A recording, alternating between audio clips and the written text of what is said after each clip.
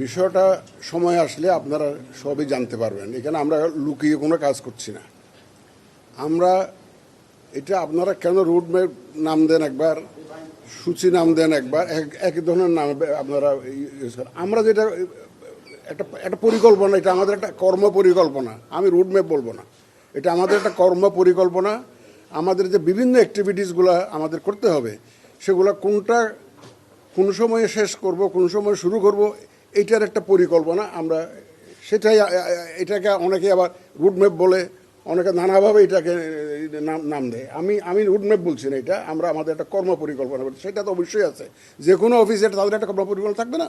তো এত বড় একটা নির্বাচন হবে, আমাদের তো নিজস্ব একটা পরিকল্পনা, এটা আমাদের ব্যবহারের জন্য, not for sharing with everybody, যে আপনারা সবাই জানুন যে আমরা এইভাবে করছি, সেরকম না। এটা আমাদের নিজস্ব, এটা সংশোধনযোগ্য। এটা যদি টাইমলি যদি কোনো কারণে রিসিভ না হয়, 2-4 দিন এদিক ওদিক হতে পারে। এটা একটা সম্ভাব্য একটা পরিকল্পনা, আমাদের কর্ম পরিকল্পনা। সেটা আমরা আমার নিজস্ব আছে। এটা এখন থেকে না, এটা এখন প্রথম থেকে আমরা যখন দায়িত্ব নিয়েছি তখন থেকে আমরা একটা কর্ম পরিকল্পনা করেছি, তো কীভাবে আমরা এগিয়ে যাব। আর যদি বলেন যে সরকারের সাথে যোগাযোগ হয়েছে কিনা, সরকারের দেখেন, একটা ইলেকশন করতে গেলে যতই আপনি স্বাধীন বলেন না কেন ইসিকে, সরকার ছাড়া নির্বাচন করা সম্ভব, কারণ সরকারের সহযোগিতা নিয়েই তো আমাকে নির্বাচনটা করতে হবে। আমাকে আইনশৃঙ্খলা বাহিনীর সাহায্য নিতে হবে, সরকারি অফিসারদের সাহায্য নিতে হবে, প্রশাসনের সহযোগিতা নিতে হবে। সুতরাং সরকার এখানে মুখ্য একটা ভূমিকা রাখবে তো ইলেকশনের মধ্যে। এটা ছাড়া তো সম্ভব না, এটা তো সম্ভব না। তো সুতরাং এই সরকারের সাথে আমাদের যে যোগাযোগের বিষয়টা, এটা এমন না যে প্রতিনিয়ত হচ্ছে, বা এমন না যে একদম নাই, সেরকম না।